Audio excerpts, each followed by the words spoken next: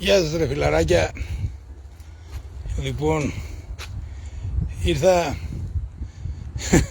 σε ένα μαγαζί και έχω πάθει πλάκα με τα μηχανήματα που έχει και δεν ξέρω τι πρέπει να κάνουμε για να αγοράσουμε μερικά και το νεφρό μας να πουλήσουμε, δεν ξέρω πόσα μπορούμε να πάρουμε. Το μαγαζί είναι, παιδιά, όλα τα λεφτά. Έχει μηχανήματα που πραγματικά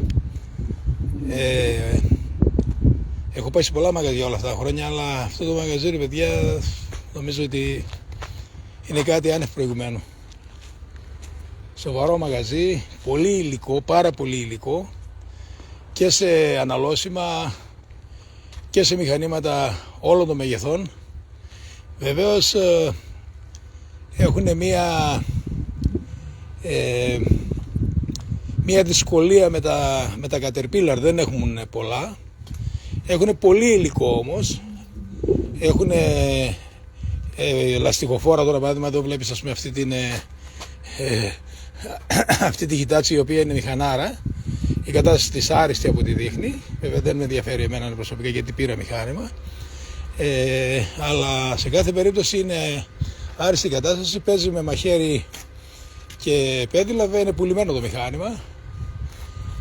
Είναι από τα άριστα μηχανήματα, όπως ξέρουμε, η Hitachi. Μπαίνει και χτυπάει στα ίσα πλέον.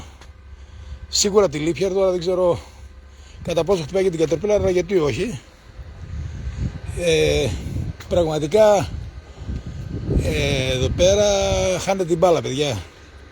Χάνετε την μπάλα. Έχει μηχανήματα, έχει και κάποια που εντάξει δεν τρελαίνεσαι όταν τα βλέπεις.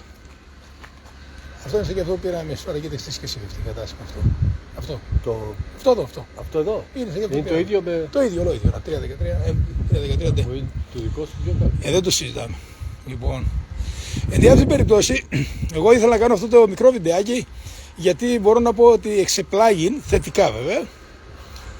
Το μαγαζί το βλέπω πολύ καιρό. Μίλησα λίγο με τους υπεύθυνους εδώ. Βέβαια, εμένα δεν με ενδιαφέρει όπως κάποιοι άλλοι το θεωρούν λογικό να κάνουν εμπορία με το να παίρνουν φωτογραφίες και βίντεο από κάποια μαγαζιά. Αυτό είναι δικό τους θέμα, δεν με αφορά εμένα, ναι. Καλά κάνουνε. Απλώς κάποιοι έχουν μια λογική και κυνηγάνε κάποτε και κάποιοι άλλοι θέλουν να βγάλουν περισσότερα από ό,τι ζητάει να βγάλει αυτός που πουλάει το μηχάνημα. Τέλος πάντων, αυτό πάλι είναι δική τους δουλειά. Εγώ προσωπικά μπήκα στη διαδικασία για μια ακόμη φορά, μέσα στις πολλές φορές, να έρθω ο ίδιος μου στην Ευρώπη. Έκανα ένα ταξίδι γρήγορο από Βέλγιο, Γαλλία, Γερμανία, Πολωνία.